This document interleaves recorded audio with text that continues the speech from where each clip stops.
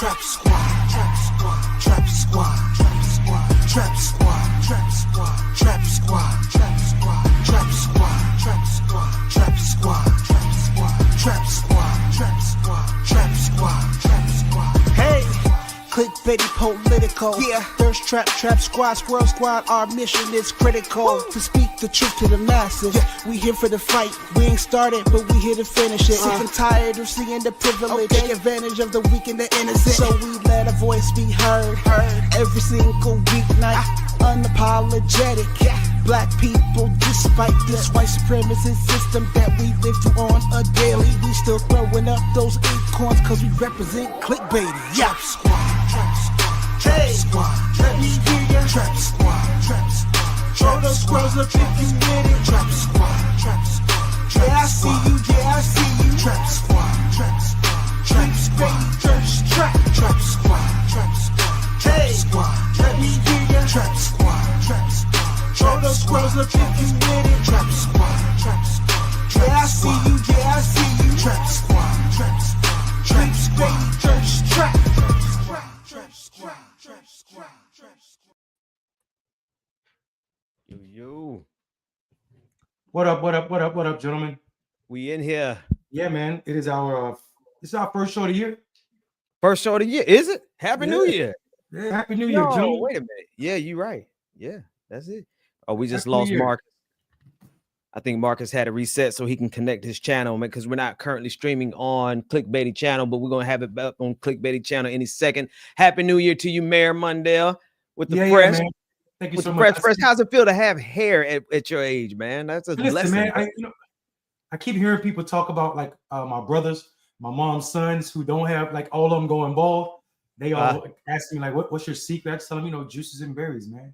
Juices and berries. You know what I'm saying? 45 with a head full of hair. There you go. Marcus, you good, man? Yeah, I'm good, man. There's some technical difficulties, but really with that prehistoric camera you got. Yeah, it's pretty old. You know what I mean? You got a lace front on? Nah, I didn't know lace front, but it's gonna come off. I cut my own hair. You can see you see why I have my do-rag on, right? So I cut my own hair. And do-rag. All these guys will be struggling. Hey, you cut your own hair? Yeah, all these guys will be. Bowl cut. Looking like a straight line. That ain't no fade, boy. Wow. Wow.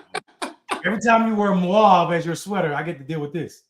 Oh yes, God. It's a pretty boy version. But I don't have your waves, you know what I mean? Don't worry about it. You still got Drake on your side, man. And that's all right. He's still crying. Yeah, you look like a Silk and Smooth commercial, man.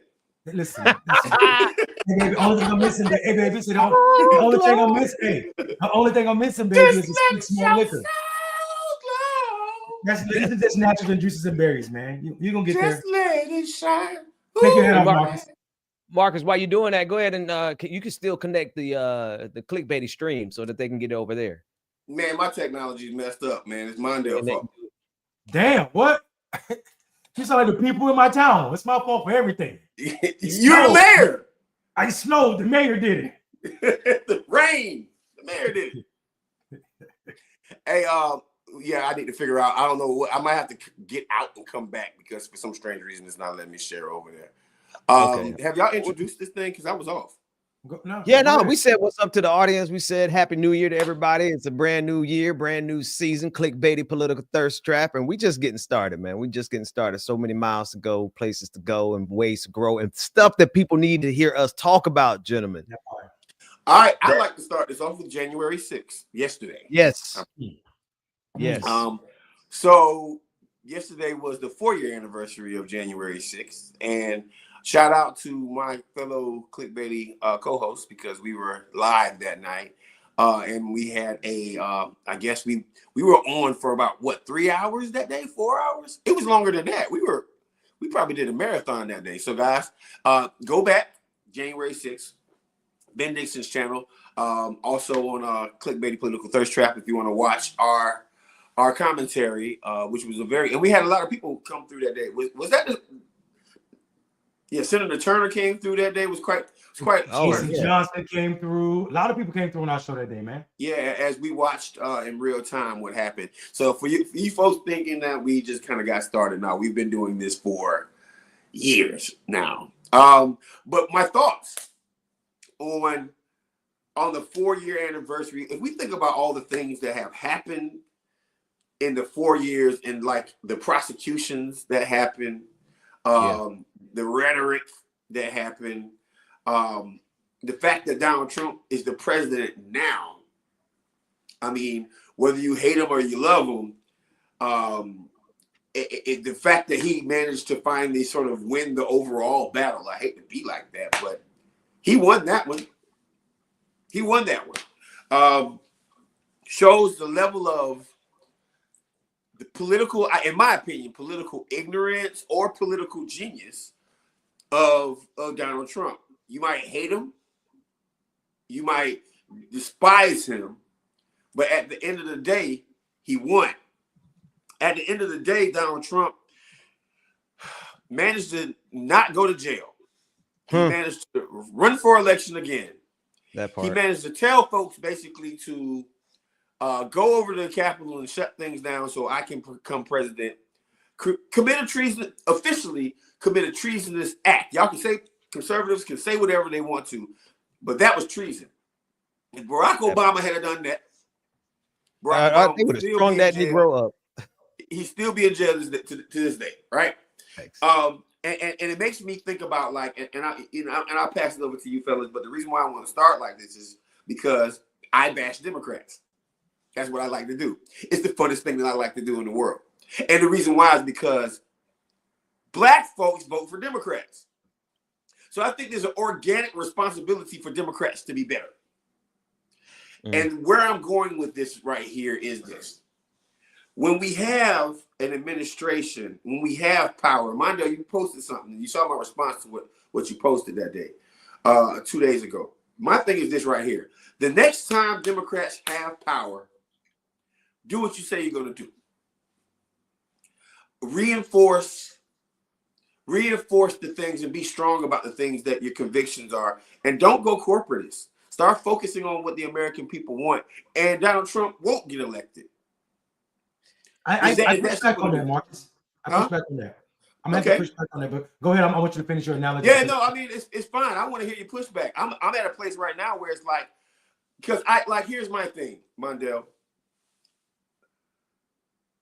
When you have power and when you are a power, like a party of power, right? And you like, then you have to, it's on you to do things to make yourself get reelected, right? I'm sorry. It's not how good Donald Trump is can you beat him, right? And for us to watch all this right here, for us to watch this whole insurrection and Donald Trump still be the president, right? To me, somebody didn't do their job. And I'm not talking about the Harris campaign at this point. I'm talking about policies that we can push, we can run on. When I say to you, if President Biden had to push $15 an hour minimum wage, and that became a thing, and then Vice President Harris could have ran on my administration that I just worked for, brought you $15 an hour, and we're looking to actually increase that for American families, it would have been a different conversation because there was proof in the pudding. But these are the things to me that actually bother me about why I think about everything Democrats do and why Donald Trump got reelected. I am interested in hearing what you have to say. I definitely want to get to you, but somebody named Josh J. Sean in the audience clearly don't know the history of clickbait and how we respond to comments, but we absolutely do in real time. This person just said, and Ben, I don't know if Ben is with us, it looked like he dropped off, but I definitely want to put what this person said. He said that now that Monday doesn't have a platform or credibility or people who disagree with him in TYT, he will do absolutely great in his career. First of all, my career was not made by TYT. And the fact that I don't have a platform is you acknowledging or you believing that whiteness is at a higher point than clickbait is. My platform has always been me. I've always been my platform. To believe that I was born or made out of what I did on TYT is to say that you just start paying attention to politics because of Twitter. My life existed way before Twitter was a thing, politically.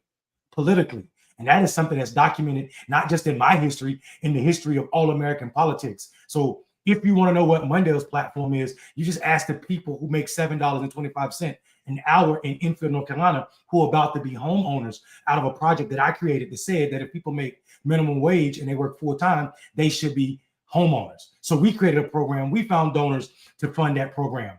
I don't know if you know that or not, but that to me is a bigger platform than anybody on TYT or any social media site has anything to say. My career had always been great. I spent a third of my adult life at one of the largest political PACs, working to address and also get the most progressive candidates across this country elected. I've been a part of more than 165 candidates, not just in the United States, but in Africa and South America. I don't know what you talking about Mondale's credibility and platform. My platform was not given to me by Jink, Anna, or anybody at TYT, because I don't know any campaigns, any of them. I don't know any movements, any of them ever worked on, ever. My work history is well documented, Gospel J. Sean. So I don't know what you're talking about, homeboy. And the fact that you came over maybe just to troll, but you can get some of it today, homie. I'm in the mood. Hey, Mondale, real quick, I'm gonna pass it back to you. I want to say one more point to what you just said. Dude, you over here watching us. You commented on our podcast. We appreciate the view and the click. Yeah, like, so we appreciate the views. Thank you. Obviously, we have a platform that's decent enough for you to make a comment on it. But it goes back to something Carter said in the 70s that we talked about on our last episode of the year last week. And if you missed that, please go back and watch that. And Marcus, I'm gonna get back to my pushback on what you said. But what I said was Carter told us, he warned us that people believe you are who you are not because of what you do, but because of what you own, because of how much you have. So the idea that Jink and Anna platform is better than ours or bigger than ours because the amount of resources they've sucked up off of it is an ode to the ideology that is Elon Musk. The idea that Elon Musk can go and now play crazy right-wing extremist politics in Europe because he has enough money, because he put $250 million in Donald Trump and his net worth doubled to $258 billion. So that's like the greatest investment, investing in whiteness. Speaking of whiteness, Marcus, here's my pushback. And when I said what I said was basically what I was saying was my pushback is not that Democrats need to fight harder and we need to be dirtier, not dirty in that we need to lie or we need to become what we are fighting against, but we need to be more rigid in what we're saying and our pushback and not capitulate or be so worried about bipartisanship when the other side doesn't give a damn about bipartisanship. What I meant was the people that voted for Donald Trump, here's what the world will continue to tell you. I was speaking to a donor today about some work at Black Male Voter Project, and she said, well, other people, talking about other donors, are saying that voter engagement is futile. It's futile. We need to stop spending money on that. And we also need to stop spending so much money on Black men because Latino women and indigenous women are doing worse than Black men. This is a wonderful point of what I'm trying to tell people. People are trying to shift the conversation and act as if the reason we lost the election is because of Black men and focusing on Black people issues. When in actuality, the only reason we were close as we were in this election, and people need to know this was one of the closest elections in American history, second only to the Bush-Gore election. The reason I'm pushing back, Marcus, is because Donald Trump didn't win because of issues or policies. Donald Trump won because the 30 or 40% of white people that will always choose whiteness over everything, even democracy, as we watch them rush the Capitol in this picture to our right. So I think for me, what I'm saying, Marcus, not that I push back on the idea that corporate Democrats are a problem for our party, because we both agree that the corporate and establishment is killing our party. What we do know, though, what I do say is Donald Trump, if you look at the numbers, and the numbers are out now, and then people have been talking about this election in terms that are stupid. One, there's no mandate when you don't get 50% of the vote. There's no mandate.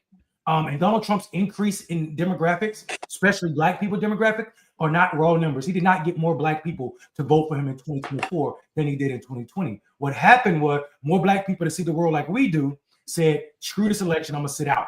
They didn't go vote for him. So his percentages are higher because most of the Black people that voted for him still came out and voted for him. He didn't increase in numbers. There's no increase for Black people for Donald Trump.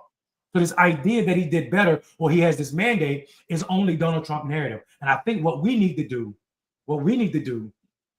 is we need to take this moment, Marcus, and do a lot what you said. Do what we say we're going to do. We need to do what we're going to do. I agree with your point, Mondale.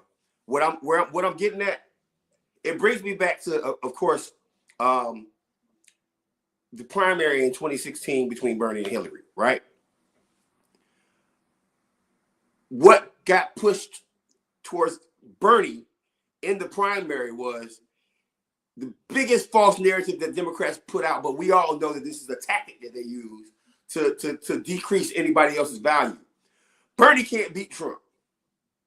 When every single poll in the primary of 2016 said Bernie could beat Trump. Every single one. And not just beat him, whoop him. Right? Here's what I'm saying to you. It wasn't because Bernie was a white man.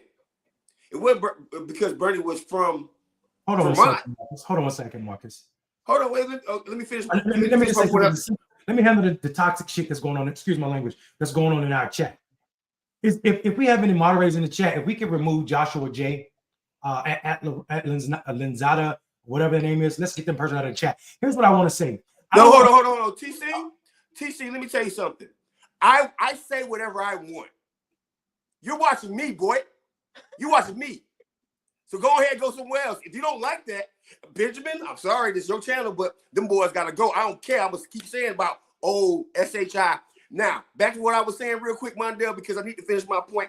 The reason why I'm bringing it up is because policy to me, right? The reason why I say I'm bringing up that old TC is because policy, right? Like the reason why Bernie had higher numbers than Hillary was because of policy. He didn't win a Democratic primary, but when it came down to a general election, his policy was the reason why he was going to beat Trump.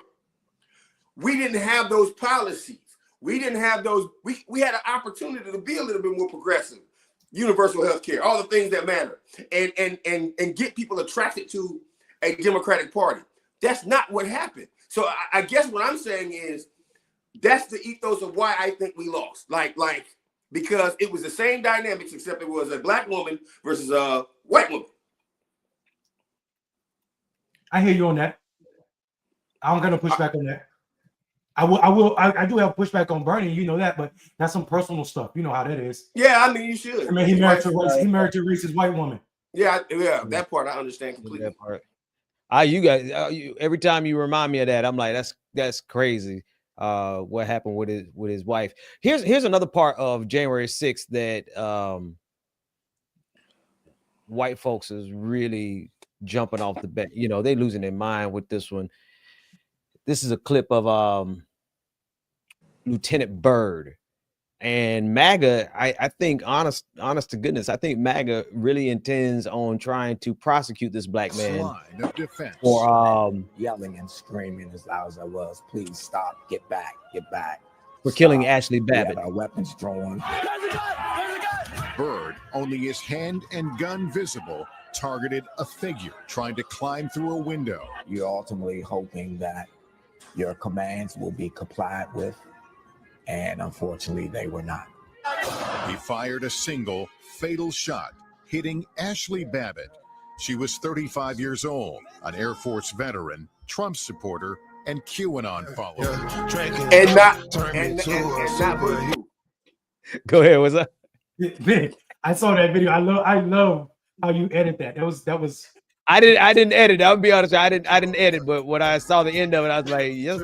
Anyway, but these folks are really at the point where they're trying to lynch this black man. They're not going to stop with this narrative as a part of January 6th, right? They have made Ashley Babbitt, who should have complied, who should have listened to the lawful instructions, who shouldn't have been there in the first place. Right? This is the whole thing, right? January 6th is a symbol of the height of white supremacy, of white privilege. How are you going to go and invade the nation that gives you all the benefits in the first place, that leaves white people in the most economic power, with the most economic power, with the most political power, and yet they were so dissatisfied with the United States of America that they ran up there to try to overthrow the government, and Ashley Babbitt, so confident in her strength and her toughness, ended up getting herself killed. But now as a result of it, MAGA has put together a concerted plan to try to get this black man killed, get him arrested, get him tried. And I mean, listen, let's be clear. I mean, like, even if you just pause it right here, you see the shattered glass. We know who's on one side. One side you have the rioters. On the other side you have police department, and after that, you have elected officials. We know what they were saying outside. Hang Mike Pence. Hang Mike Pence. I think, listen, for me, this idea that we are even discussing this white woman who was trying to, take a part in destroying America's democracy is a part of whiteness. This is a no-brainer for me, right? This is a no-brainer for me. And try to make these things equal, they'll lie and say, oh, tens of thousands or thousands of people were, killing people during the George Floyd riots. And it's like you're telling that truth does not exist anywhere except for in the spaces where Donald Trump people find themselves leading the conversation. There's nothing in Black protests equal to this. This, to me, people will make a difference between the Confederate and what this was. This is the secession, not of states, but of people, of Americans. They writing on the wall that whiteness is our patriotism. Whiteness is what we are loyal to. They wrote it on the wall when they started cracking windows, stealing stuff out of people's offices, putting defecating, and then putting their feces on the wall of elected officials in the state capitol. This is our version of the Confederate War. And no, hundreds of thousands or 700,000 people didn't die, but it did a lot of damage to America's democracy. And you're absolutely right. We should all be scared that they now know this brother's name, because I bet you the death threats to his life have tripled in this short period of time. Well, without question. What happened to Back to Blue? That don't matter. They don't back the blue unless the blue back the white. I mean, listen, if you switch it around, right? I'm gonna tell you something. If you switch it around, and Ashley Babbitt had been the one Black woman that was in that building, and a white cop shot her, what do you think the reaction would have been? Wouldn't have been that one. It would have been any reaction. But we already know. Listen, if you pay attention, y'all are familiar. Both of y'all are familiar with the politics of Washington D.C. I'm not talking about the physical politics, but I'm talking about when people come to D.C. before Trump. Let's go back before Trump's first presidential election. What we know about people were white people coming to D.C. always visited a few things, the monuments, but they always walked around and bought those FBI hats. All you saw were those blue FBI hats all over D.C. whenever white people were touring D.C. After Trump got elected, you saw the FBI hats get replaced with the MAGA hats. Yes. Then you saw the New York Fire Department and New York Police Department hats get replaced by MAGA hats. So what we found out was, and Trump showed us, that there's no loyalty to American police and institutions. These are the people that were anti-defund the police. They called us crazy because we said defund the police. But as soon as Trump said he wanted to do away with the FBI and the Department of Justice, this country's largest police force, they were all on board for it. So the idea that they care about policing or backing the police is a myth. Plus, if you're from the country, like I'm from the country, in the trailer parks, white people don't support, rednecks don't like police officers. That part. Not at all. It's only in the eyes of what the world is trying to push forward that they need people to believe that they back the blue. Only what they're saying is F the NIGG, and I don't need to finish spelling it, because that's what really back the blue means.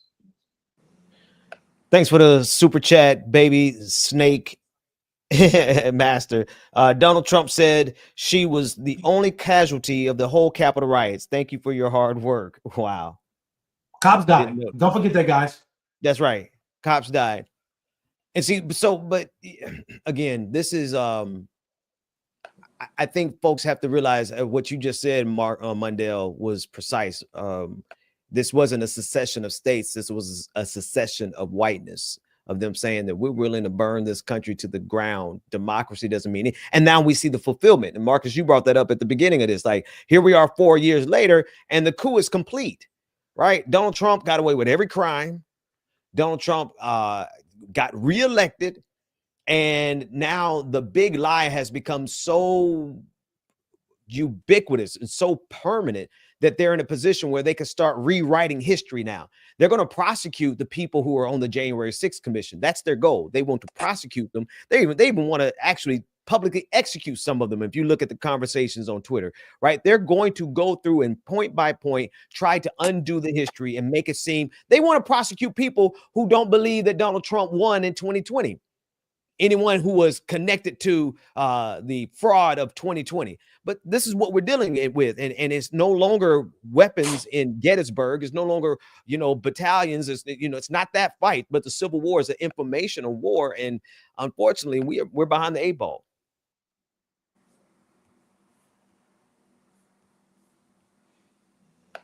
Sorry, I was muted. I said silent Ben after you said that because I don't think people understand. Because I think you are giving them a pass when you say we're behind the 8 ball. Because behind the 8 ball implies that we can swing a stick and catch up. We're behind the pool table. We're so far behind. We ain't even next on the list to jump on the court. You know what I'm saying? To mix up analogies, we're not even next to play the pool table. That's how far behind the 8 ball we are. And I think part of that is we've given too much power to the powers that be in DC. And when I say in DC, I'm talking about wherever the consultant class live. We've allowed these people to have too much power.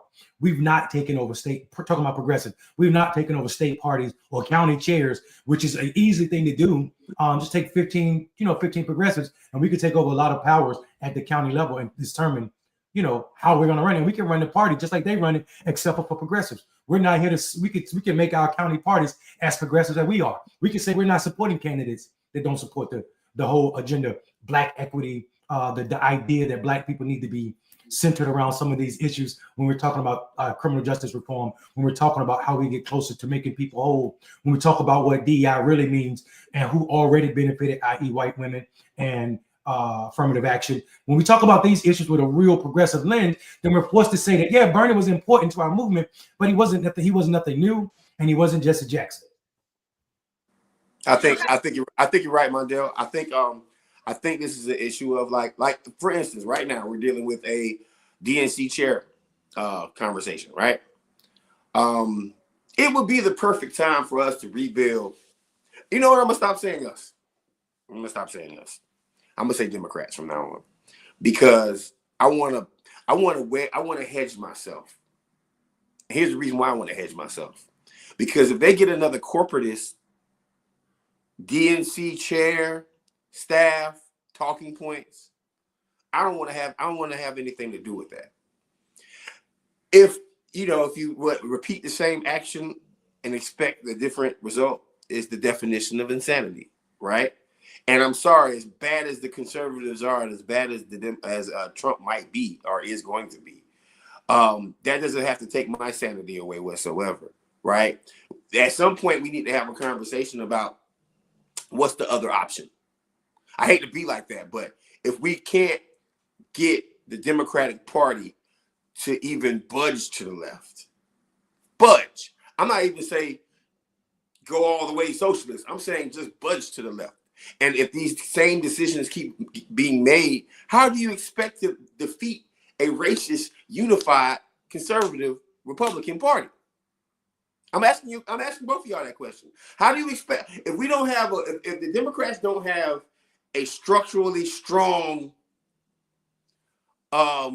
background, if Democrats don't have a structurally strong support system that actually brings good talking points? Because here's what the Dems are doing right now, and I bring this up because I want to beat Republicans if I'm gonna be a Democrat, right? I want to beat Republicans if I'm going to be a Democrat. That means I need to have more voters coming to my side. But if it's like, well, we don't want to talk about that, and I agree with you, Mondale, that's why we need to have more progressives in local spaces. But some of this stuff also starts from the top. And if all of these delegates to the DNC decide to put another corporatist in, then I think that we need to figure out some other options. That's just my opinion. I think, honestly, I think the real conversation is what we talked about last week, which is how an outside group can apply unique pressure to the Democratic Party to do some of what you're saying, Marcus. I criticize the Democrats plenty. When it comes to the Republican Party, I know very clearly we're dealing with a fascist party and a neoliberal party with the Democrats, right? I know what the Democrats are going to do. I know that they're going to continue to sustain the tax cuts if they're not going to ever reverse them. They're never going to reverse them. They'll sustain them, right? We understand that they're going to try to always be the party of corporate America. They're going to try to balance being the party of corporate America while still trying to keep the progressive votes, and that's why they consistently lose. I get that. when it comes down to what we're dealing with on the screen right now with these people, there's always a clear delineation, a clear choice for people who are informed. The problem is that we're dealing with a body politic that is severely uninformed and misinformed, intentionally misinformed. We're dealing with a period where media, MAGA media, is so powerful, right? They have the ability to change the truth. They have the ability to change the truth and then turn it into law, into policy, right? We're dealing with a whole nother level of evil with MAGA. But the good thing is now it's done, right? We're here. It's not even an election anymore, right? We got 2 years before the midterms, and we, really 1 year. People need to get started working right now. What I'm saying is, though, I think the real question is, like, what are we going to do about it? And when I say we, I do mean the three of us. I do mean, like, people who know, people who have access to be able to do, people who have access to be able to do through politics, like I know you brothers do, through media, like I know to do. And I know that all of us need more funding for what we need to do, because there's not going to come, I don't see anything being born within the Democratic Party from the current power structure is giving birth to more neoliberal Democrats. That's just the way it is. They don't really care. They don't care that they lost. The Democratic consultants, who am I telling? I know y'all know this better than me. Democratic consultants couldn't care less if they lost. They still got their yachts. They still made their millions upon millions of dollars. And so if there's not an outside entity that comes in and wrecks shop, I don't see that there will ever be a change, and we'll be stuck in the same exact situation, facing a new level of fascism in 2 years and in 4 years. You know what I find interesting, Ben, when you say that Democrats are the party of what did you say? Democrats are the party of capitalism? Was it capitalism? Oh, for sure. Well, neoliberalism and capitalism, right? Corporations. They want to be the party of corporations. Yeah, but they're not the party of corporations. Republicans are the party of corporations, right? Like I mean, on paper. I mean, and if you look at the history in all of our lives, me, you, Ben, and Marcus, all three of us, Democrats have done better for businesses than Republicans ever. Is that true? Absolutely. Yeah. And since in all of our lives, every president, Bill Clinton made this comment, and people thought it was a joke when he said it. But if you look at the net jobs from Republicans, it's less than 1 million with all of the presidents since the 60s to now. From Republicans, and Democrats have created way more jobs. And people think, well, that's good for people. Why are politicians creating jobs instead of policies that benefit people? So what you're saying is you created spaces for businesses to make more money, because we know that CEOs and those people in the C-suite are making monies, and people on the board and investors are making money, not the people who are doing the work. So yeah, man, it's really true. Yeah. Nah, it's most certainly. I've never thought of the Democratic Party, especially post 2016. Never once have I thought of them. Heck, I'm gonna be honest with you. When 2009, when Obama was sworn in, and instead, it was 2008. It was during the election when the Democrats bailed out the banks and not the people. That's when I realized, I was like, oh, nah, the fix is in, and the fix has been in for some time. So I've never been on the illusion that the Democrats were for the people. They were always for corporations in my adult life. But that would not stop me from seeing the fact that Republicans have been on this trajectory towards fascism for at least the last 15 years, 20 years easily, right? We could probably trace it back much further. They never left this. This is quite literally, just like you said, Mondale, this is the rising of the Confederacy again. These are their grandchildren. These are their great grandchildren. These are their blood and ideological descendants. Yeah, I mean, like I'm hoping, I don't know which one of you guys put that from Rachel. Hey, Rachel, that statement. I'm disgusted by how this kid is being used. This kid has a wonderful love for politics. This young black man has a wonderful love for politics, and I think they're already taking it and manipulating it. But this, to me, is the tone deafness of what democratic politics are. Like, I'm talking about big D, not little D's. Pause. Politics are like the idea that you can take this kid's love. Yeah, no Diddy. You can take this kid's politics and manipulate it to have him out here campaigning for a candidate, for a check or whatever he's getting. Is disgusting. I Martin O'Malley or none of these people should be doing it. This kid should be I don't know. I'm not that kid's parent, so I don't want to speak on it. I think it's disgusting. I thought it was disgusting behavior when they had him say things about other stuff that seems to me out of the reach and understanding of a 13-year-old. But yeah, that's just my fault. I feel like it feels disgusting to me. Well, so if Martin O'Malley becomes the chair of the DNC, then we know that we'll have another Beyonce concert instead of policy. Well, I mean, but I think my pushback, but my pushback on that is that's American politics. That's not just Democrats, right? Donald Trump had people dancing for hours to YMCA and all types of. But Donald Trump also had policy, Mondale. Donald Trump has no policy. Oh yes, yes he does. He actually said himself. He actually said himself. You know what his policy is? What? Racism. You know what his policies are? Like that's a policy, bro. That's a. If I'm going to do, if my policies are, I'm going to hurt people of color in America any way that I possibly can. That's a policy. That's what they are voting for. Make America Great is a policy. Don't ever get that twisted. Yeah, it's an ethos. Yeah, but I mean, I think I hear what you're saying. Just because it's not in paper doesn't mean it's not a policy. It's an ethos.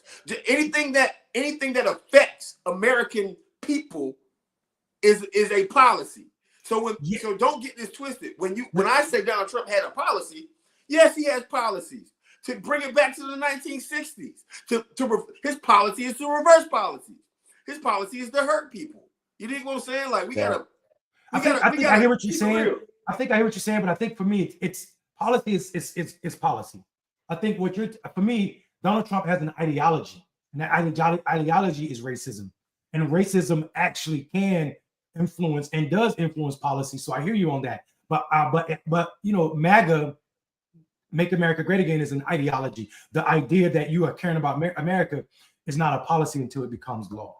And I think because it's an ideology, it absolutely has the effect of influencing what policy will be. And you just being technical to be technical, Negro. No, I'm just. I guess. Listen, I'm sitting here. I nodded my head with you, Marcus, and then Mondale started talking. I'm like, he got a point too. But man, but it's the waves, man. It's soul glow over there. Let your soul glow. These are just juices and berries. I don't know. These are just juices. I don't have put chemicals on my head. This is just juices and berries. No, but listen. In all honesty, and I did want to say this, Marcus. And Ben, we should actually take a moment and really think about what is America telling the world when we see the hardest pushback on Donald Trump talking to one of our greatest allies, not just because they're our northern neighbor, not just because they're one of our largest trade partners, but talking about taking Canada as a state, right? And people people from his party, I'm going to say our party, people from his party and our party truly aren't talking about this, right? The idea that you are literally saying to Canada that your people don't deserve to be citizens, you need to be a state in America. You need to have 2 senators instead of an entire arm of government, when they're actually doing government better than we are, because their people have universal health care, right? People that are 1 year old are not dying in Canada because their mom lost their job and got kicked off of somebody's insurance. That ain't the cause of death. People aren't waking up in the morning saying massive bills for their health care in Canada. So this idea that we should be thinking about or playing with this as this president is coming in is absolutely crazy to me. I don't understand why we in America are allowing our politicians, i.e. the president-elect, to show up in this manner. This guy is literally in the face of Denmark, continually telling people that he'll take Denmark. And now he's saying by force. He now said Panama Canal and also Greenland are on the table by force if we have to use the military. So now you're threatening one of our allies. And I should note that in 4 years ago, while this man was president, the same man, Donald Trump, didn't even know what NATO is. Yeah. Denmark is a member of NATO. He didn't even know what NATO was.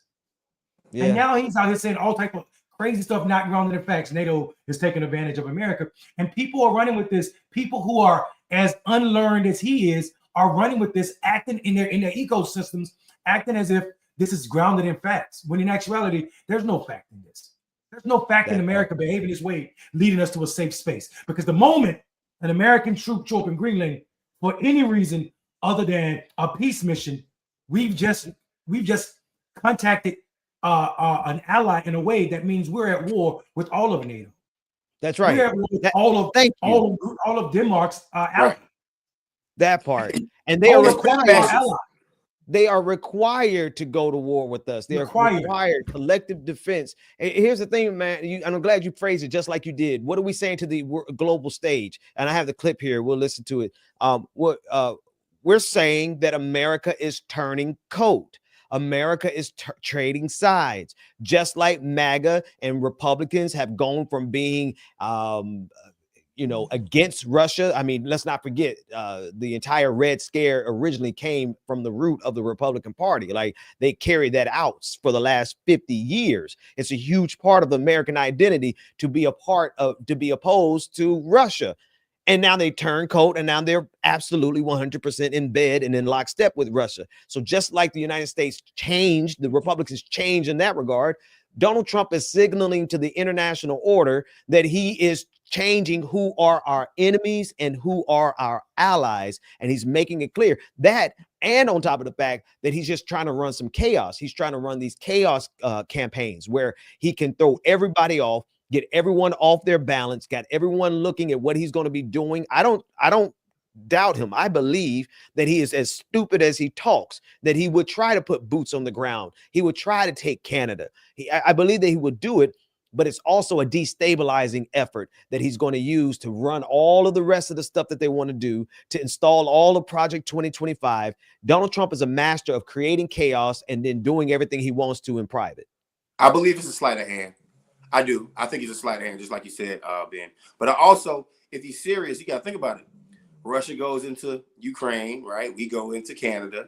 Let's go ahead and get this World War III started, right? Like, let's go ahead and I guess make him a dictator. And he is showing signs of that fascism that Ben, you talk about so eloquently, right?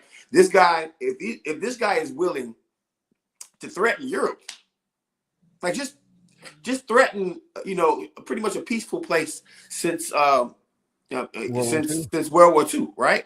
We're in trouble. Let's run it though, Ben. I want to hear this. This is the conversation about Canada. Let's listen in. You would work under the assumption that you're serious about making Canada 51st state of the United States. The leader of the Conservative Party in Canada said, under those circumstances, will never be the 51st state. Maybe he won't win, but maybe he will. I don't.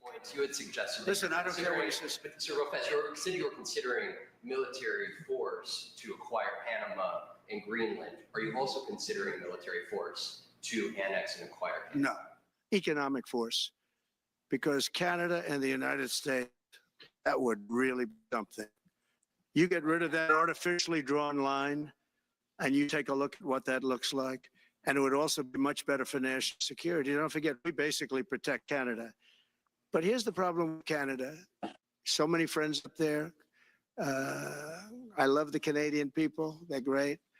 But we're spending hundreds of billions a year to protect it. That's it.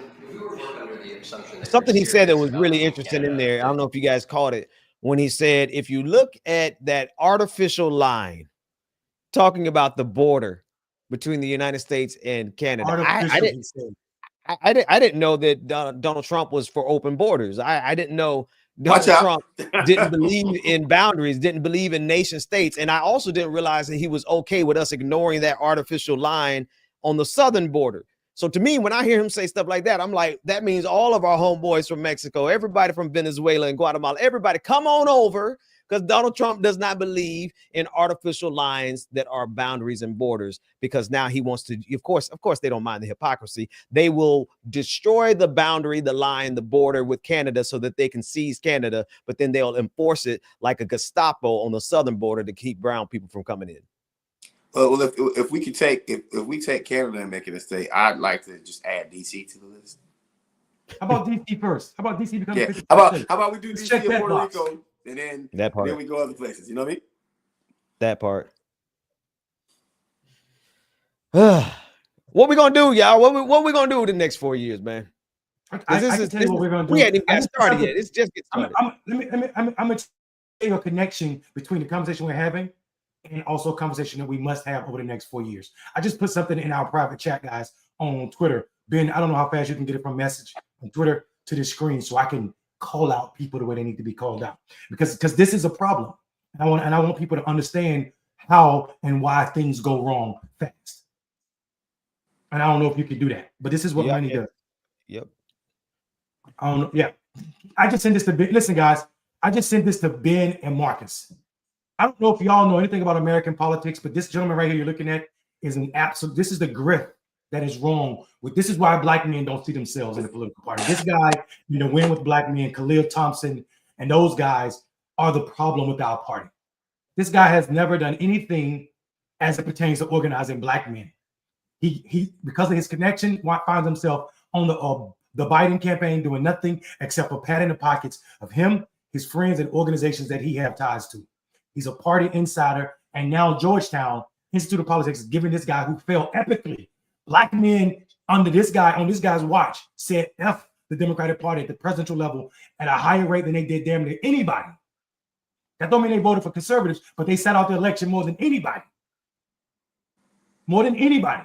And Quentin Folks is now at the Georgetown Institute of Politics.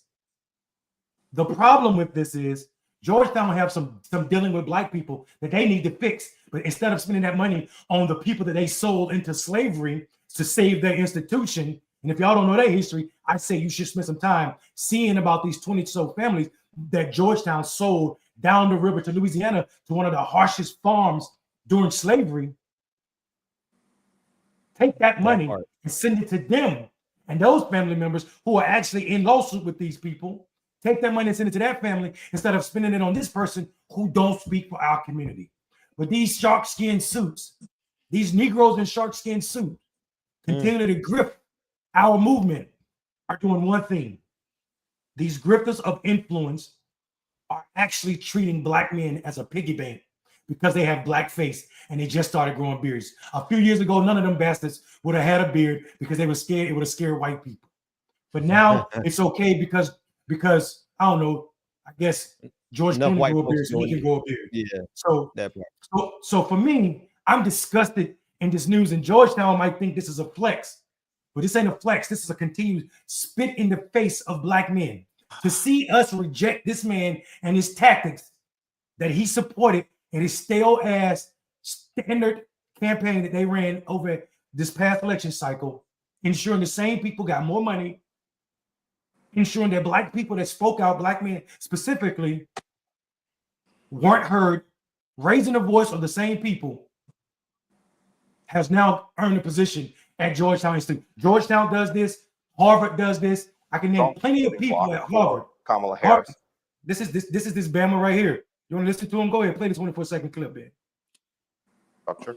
I hear that we had 107 days, and I know people don't like that time frame, that number, but to open up a Democratic primary, you would have had black women who were the strongest voting bloc for Kamala Harris be highly upset if it was not Kamala Harris.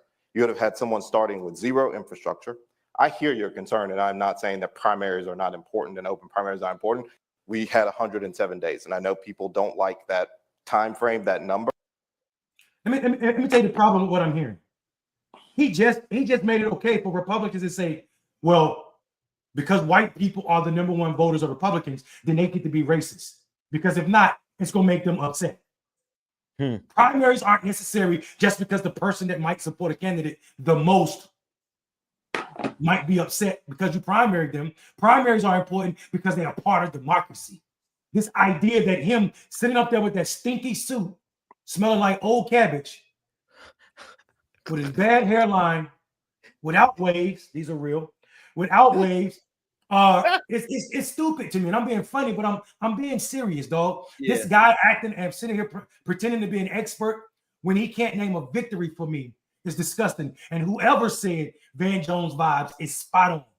Be sure that he's going to have $100 million check coming from one of these tech guys real soon. $100 million check, just like Van Jones. And how do I know? Because the organization that he was associated with already got 50 million. So I'm telling y'all, this is the problem. These people are using black men as piggy bank for them and their friends without doing anything or owning anything. And this is why we need to start, minus the violence, this is why we need to start running a black man's voice and the ability to speak on black men's behalf like gangs are ran. Who spoke for you? Who's speaking for you? Who vouched for you? And what neighborhood you claim? And I'm not talking about literal neighborhoods, but what work have you done to say that your black skin is enough? Because I'd be damned if this continues on my watch. 2025 has to be the work. So being you ask, what are we going to do? People like this must be called to the carpet. It's interesting to me about, like, I think about the people who not only get reelected, I mean, not only get like fail their way up, right? You know, like, now think about it, man. You know, I'll say Simone Sanders. I'll say so many folks. I'll say this guy right here, right?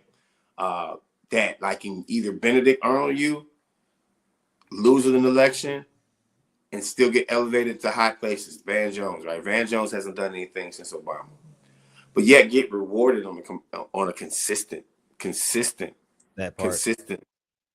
place. And then here's the thing: if my organization needed $100 million, you know what I mean, they would look at me and like question whether I won elections or not. They would look at me and be like, "Show me the numbers. How many doors did you knock on?" Like, I have to have all the evidence in the world. This guy right here has all the evidence in the world, and he's starting to get elevated just like Van Jones. So I mean, I don't want to hate though. Well done. Hey, listen, get your money. Nah, but, you don't get your money, but not get your money not at the expense of black men. Well, I don't care about anybody. Listen, I don't care about anybody getting paid. But we are not in a position right now. If we are not in a position right now to call out Jink and Anna and not these people. Quentin Folks falls in that category with this, and I think it's absolutely disgusting. And I just need to say that for my soul. You guys see that Simone Sanders is starting to come back, trying to come back to the left, right? I wish I could bring up that article.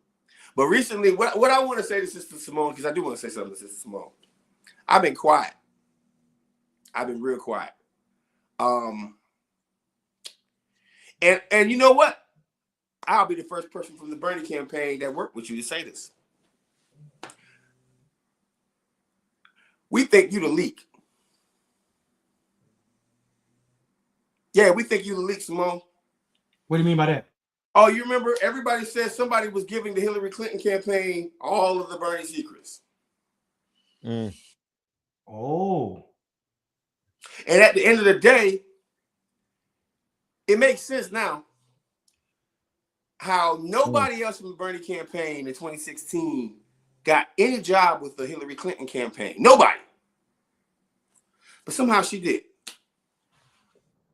And then, you know, gets elevated and takes down Brazil's spot. And that's fine. And then gets a job in the White House. What other Bernie person do you know got? Bernie himself couldn't get a job in the White House. And he's a U.S. citizen. The reason why I bring this up right now, because I love Sister Simone. Our politics don't match. Because see, my politics are and have been, I'm a progressive. You can't offer me a bag or a job, and all of a sudden I'm not a progressive. You can't say you support raising the minimum wage and health care for all, representing a campaign, and then all of a sudden you're not. You go against your fundamental principles that you got elevated on Bernie's campaign to do. The reason why I brought this up right now is because I watched your show the other day. And now you want to be working class again? Now you want to start talking about working class issues now? Now you want, like, after you've been against us, and I'm going to give a shout out because Sister Sabby Sabs, she brought this up. She brought this up in her show, but I want to bring it up today to say thank you. My bad. Go ahead. Keep going, Doc. I want to bring it up for a reason, because I work with you. By the way, you one of them people, I ain't never said this publicly, but you one of them people who blackball me. You think I don't know. Or you probably, you already told time me. out. Hold on, man, I ain't done yet. Let me finish this. I don't get on black women. I don't diss black women. I don't even talk. Matter of fact, I done wish this woman well 1,000,005 times. But my thing in life, if you're gonna go on the other side, stay on the other side. Don't bring your ass back. If you're gonna be a neoliberal, stay there. Stay there. Woo. Just because you see the talking points in the swing of motion, now you want to be about working class families? You ain't said a damn word about working class families for the past 4 years. You've been elevating yourself, and guess what? I have no problem with you getting the bag. Get the bag. Go get that money. But stay over there. Stay over there. Don't come back over here. Stay over there. Because when we were trying to push progressive issues, you out here making articles about Bernie. The dude who brought you on. I'm sorry. And now that election didn't go the way that it was supposed to go for Democrats, now you're talking about working class families and working people. Get the Go ahead, Mondale. I had to say what I said. I had to say. No, I was just saying I want to talk about this blackballing. I didn't even know that. I completely in my mind had divorced that either you knew each other, because I forgot about the connection through the Bernie campaign, because the Bernie side of the aisle, I didn't even put Simone over there. You know what I'm saying? I had moved her to the establishment side. I don't know anything about your relationship, but whoa is all I'm gonna say. Whoa. No, man, it's wrong. It's wrong. To me, it's fundamentally wrong. You sold Bernie down the river. I'm talking about she has not been a voice for progressives on that level since and you know what? There's facts behind it. I don't have to say nothing. I want the evidence to be true.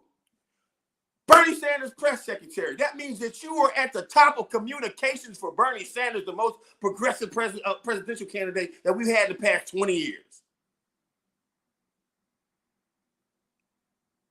And then all of a sudden, you go to the other side,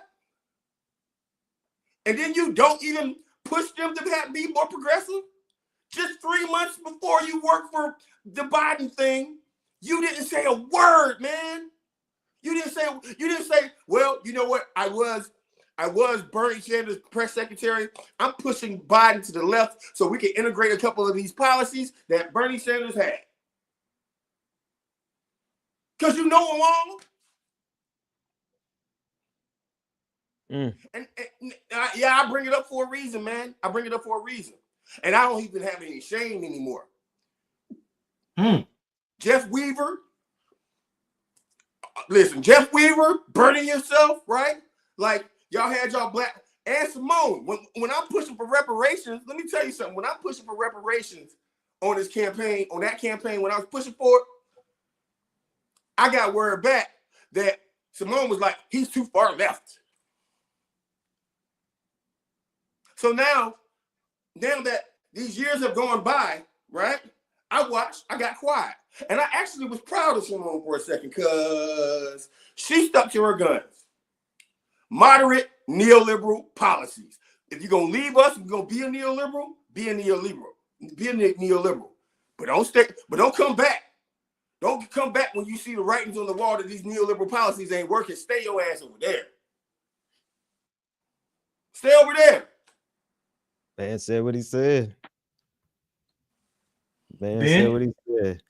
I don't have a whole lot to say about it because this is I do remember though. I you saw how fast I was able to pull up the clips. I remember I didn't know that she was one of those individuals that gave you hell on the campaign. I do remember that campaign. I do remember the dysfunction. She didn't defend me. She didn't defend me. She didn't. See, my thing is this right here, and the funny part about it is I defend people who I work with. I do, especially if you're a black person, if you're a black woman. You get paid $300,000, $200,000, $300,000 a year at MSNBC, a network that's starting to fail. And I know for a fact that folks on MSNBC and MSNBC itself, and also CNN and also the mainstream media, you know what they're doing right now? They're watching us. They're watching all the progressive independent media right now because it's failing. So now, as they see the progressive independent media growing, y'all got to figure out something before y'all sell y'all company to some Dubai organization. So you're going to come back to the left now, man? Fundamentally, man, I have a problem with that, dog. I got a problem with all people, anybody who's going to switch sides. If you're going to switch sides, stay over there. Don't come back. I don't want to hear no progressive policy out your mouth. Stay over there. Because when you had a chance to push leftist agenda, which you have the talking points for because you were the press secretary, I never heard not one time this woman say on her show or anywhere else, hey, you know what? I urge this campaign to be more to the left. And by the way, listen, let me tell you something. This don't take away from this woman's work. She worked hard. But keep your policies over there. Like, stay where you at. Don't come back to the working class no more. Don't even mention working class no more. Because everybody who was talking about working class issues, you threw them in the trash 4 years ago. Do you think because I've seen a little subtle shift in, there's one or two shifts that are happening right now. Either people are starting to talk more progressive or they're starting to talk more MAGA. See Cenk Uygur and the rest of them. Do you think that this is just a, do you think that they are coming to the realization? I already kind of know the answer to it, but I want to know your opinion on, do you think that they're coming to the realization that their policies don't work? Or do you think that they're like, that this is like a default position that they go to in between to just kind of give people the feeling like, because during in between 2016 and 2020, before Kamala became vice president, when she was running for president early on, she supported Medicare for all, like real early on, before like anybody else had even announced. And so there's this period where all the neoliberals start talking a little bit progressive. You think it's just that? You think it's just reparations, cyclical? Everything, right? You even have people talking about, hey, listen, it's cyclical. Here's exactly what it is. If you think about Vice President Harris, if you think about Simone, if you think about all these people, you can say whatever you want to till you get real close to the bag. Whether it's the bag of being the vice president, whether it's the bag of being the nominee, whether it's the bag of getting your own show on MSNBC. Your values, people's values, integrity, we don't got many Mondales around here. We don't have many folks that look at their integrity and say, man, you know what? I don't care what them people do. I got to stick with my integrity. We don't. I hate to be like this, but the vice president, if you enter an election and you say you want Medicare for all at the beginning of an election, you better want it at the end. Why you? No, matter of fact, how come I didn't hear it when you were the vice president? You can't even play the game until you get elected. So to me, what happens is corporate America, the money folks and the establishment folks, when they see that there's a window to get what they need, if you think Biden was going to pick Vice President Harris, please get the accent, Biden. I caught that. Biden. It's stuck out.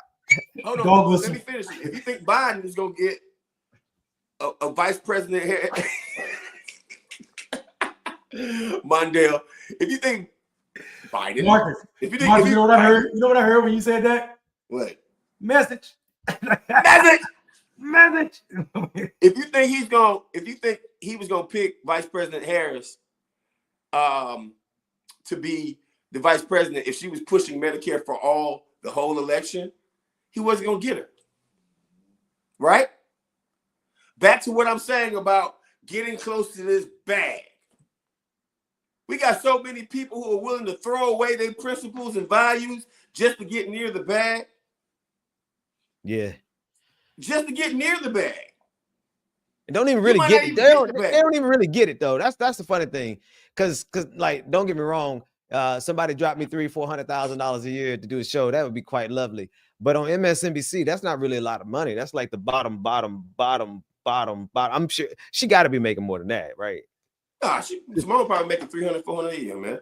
But hold on, I don't know, because if Joy-Ann Reid just had to take a pay cut, then she probably did too, because Joy-Ann Reid's like one of the main anchors, right? Man. So, right. I mean, MSNBC is bleeding money right now.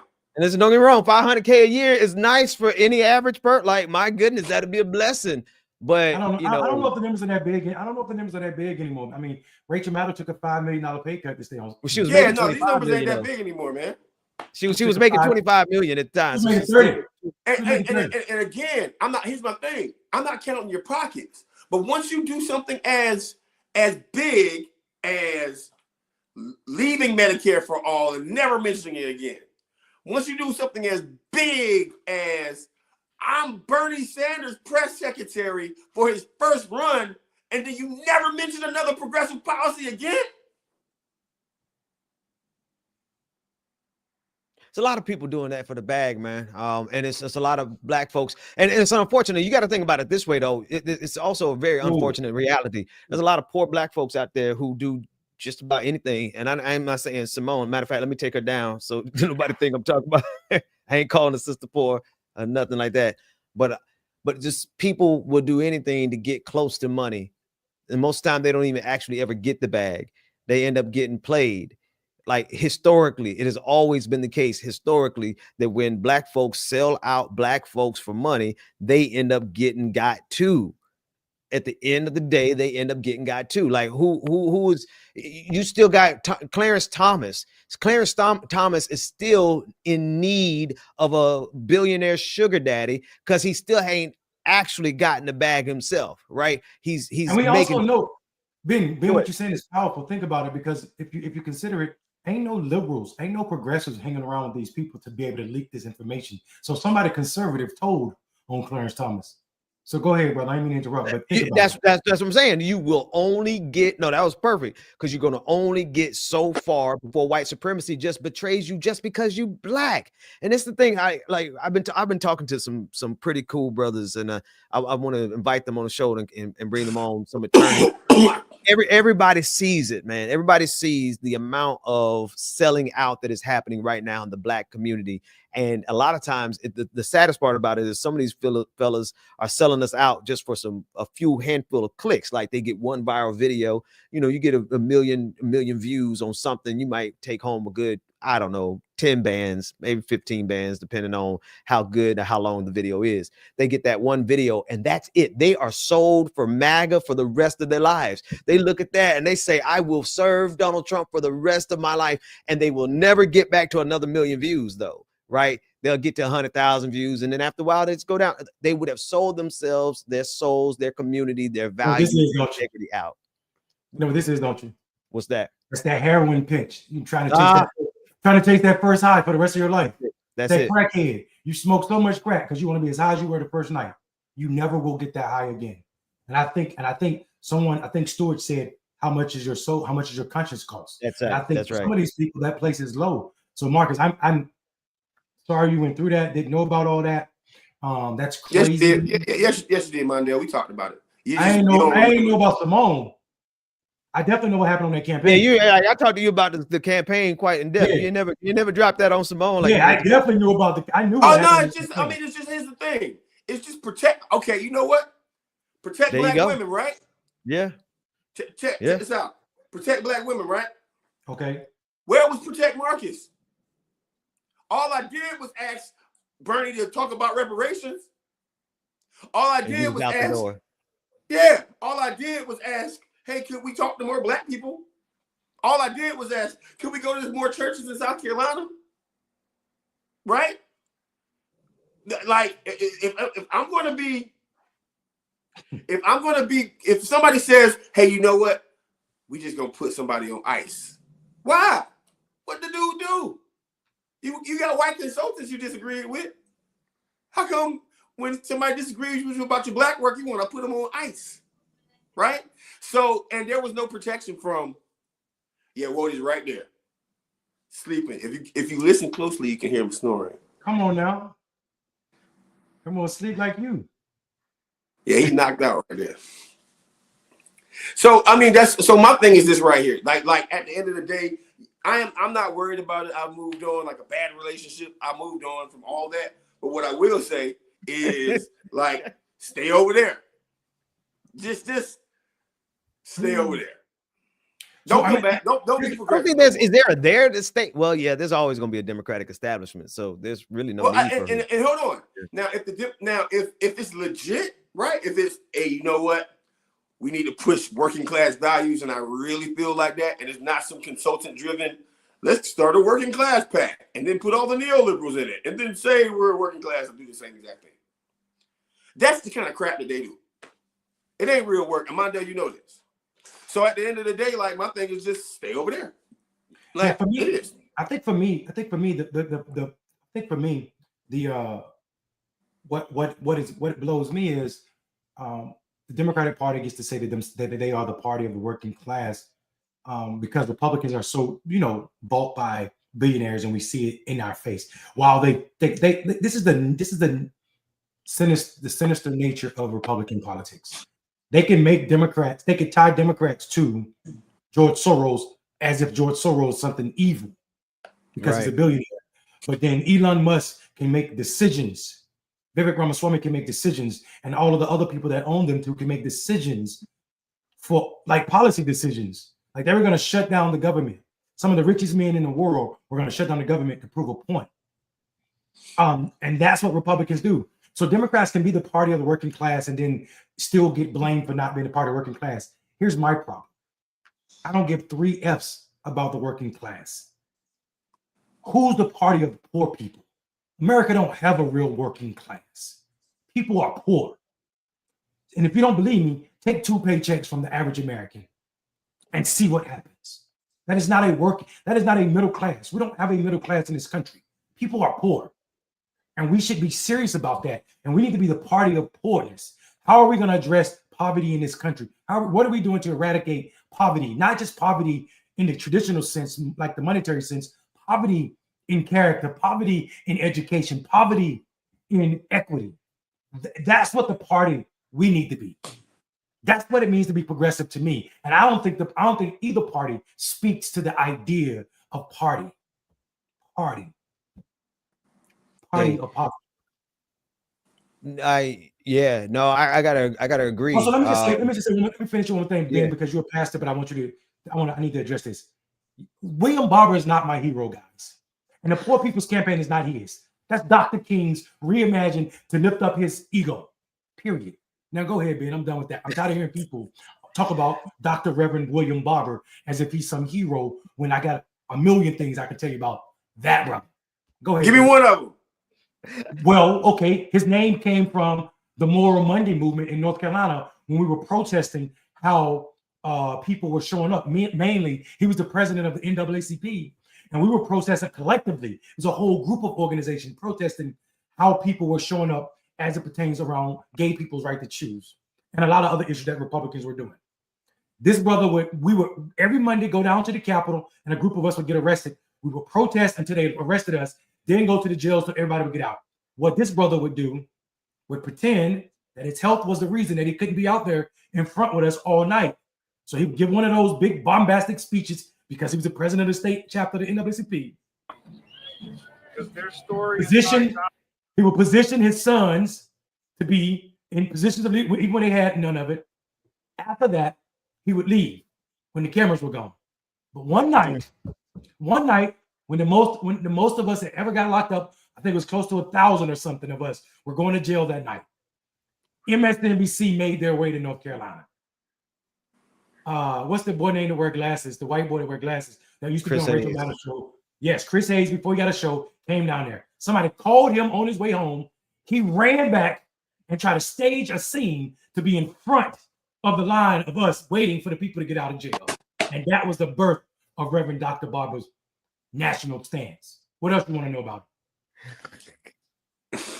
I don't want to know no more about it. I don't want to know no more. I don't got no. I don't want to know no more about it. Oh, okay, because I don't got cut cards. I just keep it a buck. I keep it a buck. And we preach the same sermon. My mentor was his first vice, right? My mentor was I was the youngest political director. Marcus, you gonna know not to ask that question next time. He gonna tell us more than mentor, I know. we preached the same sermon for my mentor at the eulogy at my mentor's funeral, Dr. Spearman. I know who he is. And he don't like me that much, and now that ain't no bad. A lot of people don't like me that much. It's probably healthy for people not to like me that much. But what you can't do is keep throwing up his name every time we talk about poor people, because that's Dr. King's movement, and Dr. King was committed to it. Committed. Dang. Somebody in the audience said finally somebody call him out. Did somebody else know about? I don't know nothing but good things about the brother. I know, because white people choose the Negroes that they're gonna put in front of us, and we get hoodwinked because the brother can't preach. Let me get it straight now. The brother is an orator. Listen, the boy is an orator, but so is Satan. And I'm not saying he's Satan. I'm just saying slick tones are everywhere around here. And I ain't saying he's Satan, but I'm not here to worship that personality. I'm here to we need to kill all of these so-called influencers that ain't moving the needle on what's going on with black men in this country. Hey, Ben Mondale, can we do something? Because I need to do one. Since y'all being so thorough, I gotta do my own. Go ahead. It gotta be a new one then, Ben. It gotta be somebody we ain't heard from about before. And by the way, I think at the end of this, I think we need to talk good about somebody random, because we hated a whole hell of a lot this episode. We are like the my man said the truth can never be considered hate. Family right now. We the Cartier my man boys. said the truth could never be considered hate. That part. Truth can never be considered hate. Now, what I will not do is lie about this brother's commitment to being a better person. This is a brother who they said would never walk again, and he made himself walk. This is a brother who was the NAACP through and through, and figured out a way to, move his way into the hearts of white money, so much so that every time he has become what the world is. He's basically the new black preacher that the world was looking for. Here's the problem. I don't have a problem. I don't have a problem with people being a new black preacher, meaning the voice for black preachers. But what they won't say is, here's what the world won't tell you. The black church has a deficit that they don't want to talk about. That deficit happens to be black men. 90% of black men don't attend church, not regularly, not at all. So how are you speaking on behalf of black men when your mission ain't salty enough to bring in black men? When your ministry ain't doing that work to reach these brothers, when the gospel is supposed to be the balm, BALM, for the least amongst us. When you ain't doing that work, I'm confused about who you are and where you stand. That's all I'm saying. No, that's the truth about the black church, man. That's the truth, that you do not have black men in the black church. Very rare that you see a congregation with even 10% black men. It's overwhelming black women, which is crazy because of the way black women are treated in the black church. There's a whole lot to be. If I'm gonna call out anybody, I'd call out the black church. As much as I'm a black preacher, I would have to call out the black church. But I'm gonna do a little bit better than that for y'all. Since y'all were so thorough tonight and honest with who you all called out, I'll give you one. Oh, that's you got a real relationship with him. Oh no, I got an NDA with him, so it's gonna be. I got legal matters with him, but I'll say it like this. Right now, today, we are at a deficit in this country with black media. And what the North Star was supposed to be was black media. And you can read the details about it. But one thing is certain that happens with the black community is that black faces, varying degrees of melanin count, obviously. Here we're talking about black skin. They will put a black person in a position to siphon off all of the resources I mean, we've seen that with movement after movement after movement. We've seen that with figurehead after figurehead after figurehead. We've seen this with black media now. It's probably about all I can say without attorneys getting involved. But if you want to know why we don't have a holistic black media company, it's on your screen right now. If you want to know why so many resources have been poured into the black community that were never seen by the black community, they were poured, it wasn't poured into the black community, it was poured into figureheads. It was poured into people who have been selected by the most powerful white folks on the face of the planet in this nation, and all of the resources. They dropped millions of dollars towards black causes. I don't know how much of it ever got down to black causes, though. Get that bag and move to Aruba. Huh. Oh, hey fellas, y'all want to wind this thing up, man? Do we have anybody good to talk about tonight?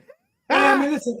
I think. Listen, I honestly believe that we should be honest about it. I think I'm going to do something I wasn't going to do. We just launched a new effort, guys, and it was so fitting. Talcum White. Oh, we're going back to the names again. How do you? That's Sister Tracy is from London, England. They know. She know about Talcum White. Talcum X. It's supposed to be Talcum X. It's close. It was close. Yeah. Go ahead now. You listen. I think for me, I mean, I honestly listen. I'm not here for. I'm here for the gospel good news, and I mean, a lot of people. I think maybe one day we should do a Bible study, in what I call the Jesus Bible. So that would be a secular Bible compared to what these Christians call themselves now. That's good, right? So the Jesus Bible in these times would be considered a secular Bible. Jesus went to church a couple times. Spent a lot of time being in the church. Went to church, the building, a couple times. A lot of time with people that would be considered undesirables, right? They wouldn't be accepted by the religion, the evangelical right. So I think, and I'm real concerned with that, because that's a message of poverty. That's a message of what you do. If we're talking about levels to how you show up in the world, I don't think we can discount how important it is to be speaking for the voiceless. If you want to show up Christ-like, you should be the voice for the voiceless, because he did that in his entire life. And I think that's why Carter put the character, Carter is a part of character if you break the letters down. And I think he showed up in that manner. Here's what I would say to end it, Marcus. You asked, who's going to speak politics? And listen, there are tons of people that are truly doing this work. People that don't care for me that much, but are still committed to this work, right? And I respect those people.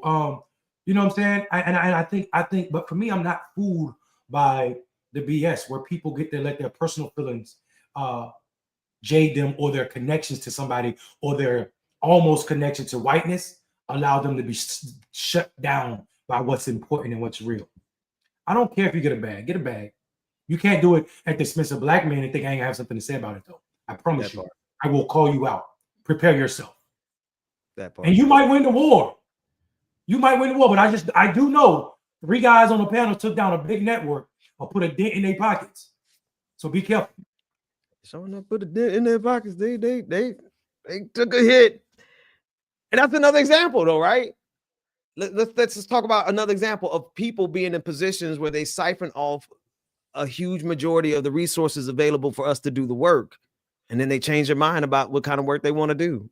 Like, how are progressives supposed to move forward when you have so much consolidation? Here it is: no more centralized leadership, no more big figureheads, no more charismatic leaders that we pour all of our email lists and all of our money into. No more of that.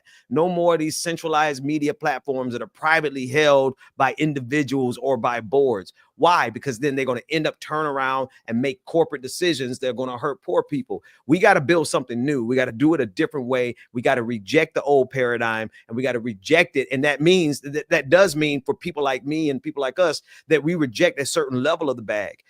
I don't want the bag if it comes in a form that makes me the only. Everybody's got to rest in me and trust in me and my. But what if something happened to me? If I get sick? What if something, anything can happen. We absolutely, as progressives and as black people, most specifically, got to make sure that we have our own mechanisms of talking to ourselves that don't require us to wait for the Democratic Party to come around with their email list and the Democratic consultants. How many black politicians have to go to white consultants to get emails to talk to black folks? Man, that's the kind of tomfoolery that we've been dealing with for generations. We got to stop that. Man. Yeah, I personally think Nina Turner should have stole our revolutions list and just come on. She shouldn't have to. That's my problem. Well, no, yeah, wait, no. Go ahead. You're right. Like, she should have had to steal it. It should have been a thing where it's like, who's going to continue this movement and who needs the money for it? That part. If I'm your black outreach director for your campaign and I run for Arizona State Representative, one email should come out from you, Bernie. Right? But see, we don't do it like that because we like, in this industry, we like to pick and choose who is favorite, who's safe, right? And here's the thing: if they can't co-opt something, like for instance, reparations is about to be co-opted. I promise you, within the next 4 years, they're going to co-opt it, and they're going to find their favorite Negro, and all of a sudden, this Negro is going to be the face of reparations, and he's the safest, happiest, non-threatening. Asking and turning reparations into, what we meant by reparations was you guys get 15% off at Costco. That's what's about to happen, right? So what I'm saying to you is like organic progressives, black people who actually speak about black issues, because what I realize is that when we speak about issues in our community and we speak about it in a real way, our pain and what white folks have done to us has been so horrible that they get offended. And therefore they won't ever, platform anything that might feel offensive to them because the truth hurts. You know what? I would say I'm actually Mundell, something that you said is ringing in my head, even as Marcus, you're talking about it, but I think the right language from now on is poverty. It's just like, am I progressive? Yeah, but I'm for poor people. I'm for poor people. I'm for poor people. I'm for poor people. I'm for poor people. This is why I laugh so much at people. Like when I'm online, if you guys notice, the first thing people do is like they say, "Oh, you're nothing. You ain't never did nothing for black people." Then I guess they get off Twitter and go Google my name and they say, "Oh, damn, he's a mayor, so I got to tear down the town." "Oh, you're a mayor of a poor town, blah blah blah blah blah. It's a rule, blah blah blah blah." And I'm like, yeah, I went back home to run because the white man was running it in the ground. Right? I'm only the third or fourth black mayor elected ever in the city, even though it's 97% black. So. And then what they won't do, they won't go a step further and say, "Oh, damn, this guy went out of his way to create a company to build houses, find private dollars to build houses for people making $7.25." North Carolina minimum wage, right? Like they won't do that. Like beyond what was the call of the duty for a mayor, I said people in my town, because of gentrification, we should be able to use that money that people came down here and thought they were going to make off of these people. So they bought, and a few people moved to infield, right? In this majority black town, and built $300,000 houses. That don't sound like a lot of money, but in rural North Carolina, where most of the people live in poverty and that's also are making $750, that's a lot of money, right? Houses that people can never afford. So what we did was we said we're going to build a house or houses with the same square footage as those $300,000 houses, and put people in them and make those houses $125,000.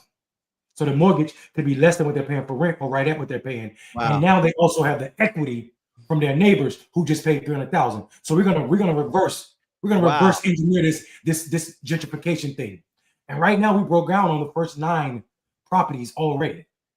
Right. So this year, some people who have never had a penny in savings because they make minimum wage and they've been working their tail off their entire life will be homeowners. And when they move in their $125,000 house, they're gonna have equity. Can I move in the field? Where's it? You understand what I'm saying? You understand what I'm saying? Ben. What's up? Why Mondale always campaigning? I'm not campaigning. I'm not running for re-election. not campaigning. I'm talking about the need to be doing messaging. For Cap, you get your little haircut, you get your little waves. I think, you know what I'm saying? Like, so, and I think, I know Marcus is joking because Marcus is my brother. But what happens though is, I think it's awesome. Yeah, I know you do, brother. I know you're joking too. But I think what happens is people in the world are that sinister, right? They're literally like, they'll see the houses when they're building, be like, oh, they're under 2,000 square feet, or they're just 2,200 square feet. They won't say that they're energy efficient, or they come with 2 years free telehealth because we have no hospital in the town, because they rather close the hospitals and move the doctors. They won't say that we're also building a fresh food market in the town. They won't say that we're trying to build a new school that focus on having some of the highest paid teachers in the region. They won't talk about that. They won't talk about that. What they'll talk about is anything to make themselves get more clicks, likes, and reshares, because this is where we are now. Yep. That part. Well, fellas. But I did want to say one thing. I wanted to end, Marcus, talking about campaigning. This is funny you said that. I put a link to a picture, Ben. I just launched something new. It's not out yet. It's gonna be out soon. And this is the message that we're going with. Ben, if you could share that picture. It's called Black Men Equity. Yeah, it's called Black Men Equity. And what we're doing is these grifters that we're talking about. We're about to shut all of that down. Any donors that support these people, any donors that support, you don't have to show that post because the post is just about what we already talked about, quitting folks. But anybody that supports these grifters who pop up every election, starting a new organization for Black men, we're going to do something about it. And we're in the process right now, putting it in perspective on how people can get trained on what's good education. Because what we know is it's never going to be enough people at Black Male Voter Project to do this work by ourselves. So we need to share this knowledge that we've already owned at Black Male Voter Project with as many people as possible, so anybody or everybody can go form their own Black Male Voter Project for their communities, or however big they want it to be, so that they can start doing the work themselves around Black men that they're close to. You understand what I'm saying? Like, let's so when we're talking about being decentralizing the media thing, we need to decentralize all this. That's right. What happens when more people understand the proper way to engage and organize Black men, what happens is then more of these grifters are out of jobs. Because if that Win with Black Men group try to come and there were 5 or 6 organizations doing what Black Men Voter Project do, people would charge them up and be like, yo, you again, going back to that language I was talking about. Who are you? Who sent you? And then when you start rolling on your pedigree, talking about Khalil Thompson, who started Win with Black Men, when you told all the Black men who charged you up that you ain't got no space or no grounds to be starting no org around Black men, and your response was, oh no, we're just doing this as a clearinghouse. We're not even gonna have a banking account. But as soon as we raise a bunch of money on that first Win with Black Men call, you try to send Black male organizations like Black Men, like BMI, like BMB, like Black Male Voter Project. You try to send those orgs $10,000 and keep that money for yourself. And that's what they did. That grift is we got to shut that down. No more infiltrators. I like whoever said that. No more of that. Like this is the point. This is where we need to be right now. Not in my backyard is perfect. Not for poor people. Not for hurting and screwing over poor people. So that's where I'm at. And Black Male Equity is about to take off, guys. Hopefully, we're gonna be able to do this work, train people on how they can go. You don't have to start a Black Male Voter Project. You call it whatever you want to. Our tactics, though, are to engage Black men in a way that's not transactional, nor is it extractive from community, and also big up people. That's what we're working to do, because it's always going to be too much work for Black Male Voter Project to do it by themselves. Stay on the lookout. Most certainly, man. A lot of love for what you're doing right here in the chat room, man. Everybody's saying they love it. A lot of respect and support for what you're doing, man. Not only in infield, but also with the Black Male Voter Project and Black Male Equity. So go to blackmaleequity.com and sign up, guys. Stay tuned. It's about to happen. And share it. Share with a lot of people. The website, because we just launched it, is extremely wordy, but it's wordy so people can understand what's going on.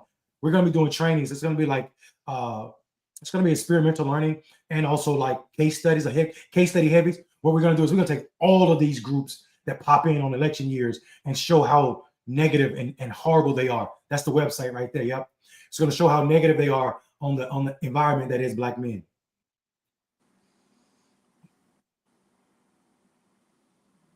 Call them political imposters. That's what I call them. Look at that boy. That's me.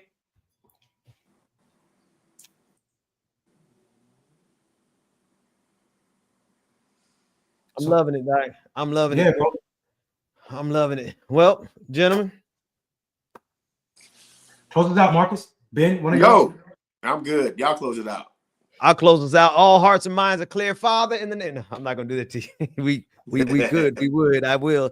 But no, listen, folks. I think the key takeaway tonight is that we have to all take this in our hands. We can't trust the leaders that have been put in front of us. It's not that we don't have trust for someone else to lead. It's that we have years of examples of the people being put in front of us, taking advantage of that leadership, taking advantage of hoarding those resources. There's no hoarding resources in a progressive movement. And so since there has been, we need to recall ourselves. We need to talk about ourselves differently. We need to talk about this entire situation differently. We're for poor people. We are for poor people. And that's who didn't vote. If you there are millions upon millions. If you want to build a winning coalition, do something for poor people. That's all you got to do. But for years in this country, we have refused not only to do something positive for poor people, but we've refused to stop hurting poor people. We do want to go, but I'm thinking about Gavin Newsom over there in California doing a publicity stunt of going into homeless encampments and tearing them down personally himself. It's no different. His actions, bro, were no different than Eric Adams marching out Luigi. Why are you behind Luigi, but you're not behind? Yeah, that ain't even your job. But see, Gavin Newsom shut down the reparations bill. And himself. Himself. Like he shut it down. Well, so what happened was Gavin decided that he told the Black Caucus, and by the way, the Black Caucus in California. I don't know what's the reason of caucusing and you're black and you don't support reparations. Like, don't call yourself the Black Caucus. Call yourself the People of Color Caucus that's not concerned for black folks' issues. Because just don't call yourself that. Because so Gavin Newsom, the California Black Caucus kept it off his desk because Gavin Newsom was concerned that statewide numbers would drop for him if he supported a reparations bill. Correct me if I'm wrong. It passed and he vetoed it. Hold on, it passed. It passed. He didn't veto it. He told Mia, I forgot her last name. He told her, to the chair of the Black Caucus, I don't want to see this at my desk. And they vetoed it. Here's my thing. I'm going to tell you right now. See, listen, because I don't want nobody to be like, oh, well, how come you don't support him? I'm tell you right now, if Gavin Newsom is your nominee, 2028, y'all got a problem. You got a problem. I'm telling you that right now. That ain't a problem. So be like, how come you won't support Kamala? How come you won't support so-and-so? No, I'm telling you right now, I don't care what y'all talking about and who the opponent is. If Gavin Newsom is the nominee, I'm not supporting him. ABG over here too. ABG over here too. Anybody but Gavin. Let me also say something to you. And this is not to take away from the argument, Marcus, that you're making, because I know we need to end the show. I hear my wife yawning. It is to say though that reparations owed to Black Americans is so big, and this came from this is not an original thought from me. This is from the person who is the leading thinker on reparations, Daugherty, Professor Dr. Daugherty at Duke University. That brother said reparations is so big of a thing that it is no state, not even California, could afford to pay Black people what it's owed. So I think for me, I think we should only be talking about reparations at the federal level, because the federal government is the only entity that can print enough money to pay us what we're owed. And anything else would be a sidetrack to what we need to get done. I don't want state reparations. I want federal reparations, and I want it for real. And I want it in all aspects that we're owed. That is monies. That is also lands. That is also et cetera, et cetera, et cetera. We need all those things. And we're talking about reparations for And I think people get this mixed up. Reparation for American descendants of slavery is what we are owed. And then the black people in general are owed for all the other things that America has done and is doing to us. But that is something different than reparations. That is continued white supremacy. Reparations is owed to descendants of American slavery. And I support that 100%. Without all the nasty, and I'm not saying ADOS has this, but I do see it in the FBA, all that nasty anti-black immigrant information. Yeah.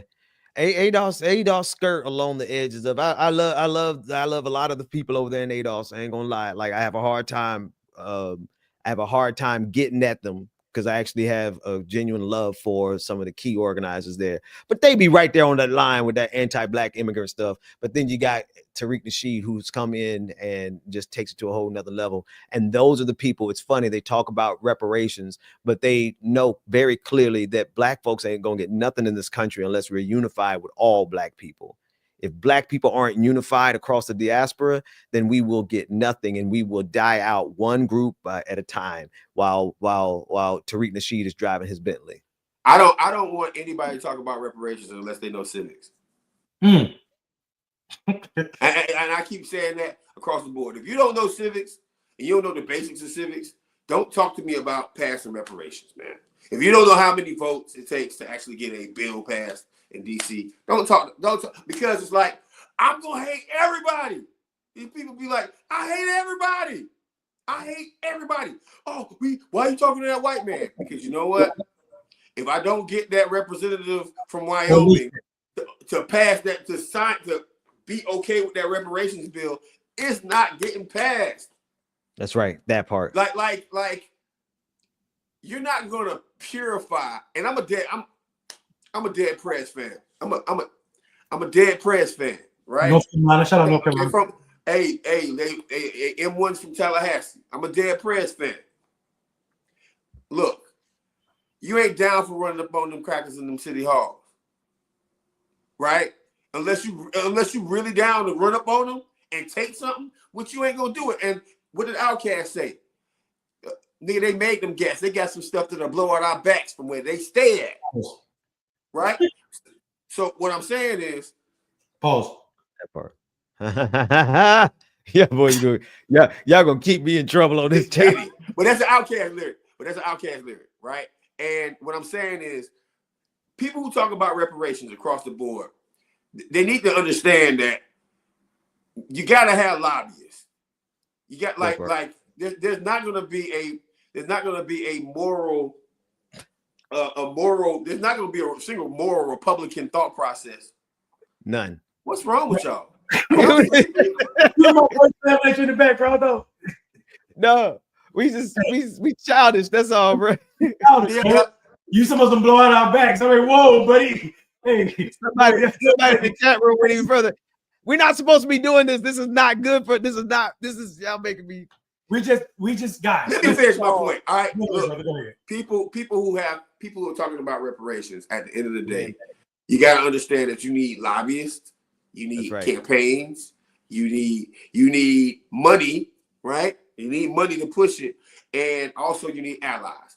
So the problem is that if a white guy in Tennessee doesn't want to support reparations, and he's the vote that we need to get reparations, we ain't getting reparations. So it's that simple. And you know what? I'm tired of everybody who has different theories about reparations and how you get it to be like, oh, he a sellout. Oh, he a coon. Oh, no, you don't know nothing about me, right? And to be honest with you, like ain't nobody showing up to my doorstep because I'm a show and prove it kind of cat. I will dox myself. I'll dox myself. Do not do that. I have. I'm promising you. I'm telling you right now. I have already. It's just you're a mayor. I'm not an elected official. I'm a goon out here. Show up, Marcus. That's not a good idea. Show up. No. Don't Show do that. up. So, but listen. Here's what I'm saying. I want it. No, let me tell you the magic in what you're saying. Hold on. Okay. Let me tell you the magic in what you're saying though, because it's real. Let me hold on. Let me tell you, Citizen Morgan. I get what you're saying, but Ben, put that back up. Before I talked about Marcus and what he just said, let me tell you my problem with the reparations for okay. Let me shut up because I just heard I just see poor workers class. I just saw workers class at first, and I'm sorry. I agree with the poor workers class because that matters. I also think we should start thinking about the fact that we have more computers and technology right now than we had yesterday, and tomorrow we'll have even more AIs with capability of doing more jobs, and we have more people than we've ever had, which means we have to be comfortable with one or two things. We're comfortable with people being unemployed and starving, or we need to get real comfortable with universal basic income as a real thing, because we have the least need for human work than we've ever had, and it's just going to keep getting smaller and smaller the more technology comes online. So people need to get serious about what that means. Now, Brother Mundell, we already know which route they're choosing. Right? We're already on that trajectory. They don't care if we literally die. Why do you think they're putting Robert Kennedy Jr. over the Health and Human Services? Right.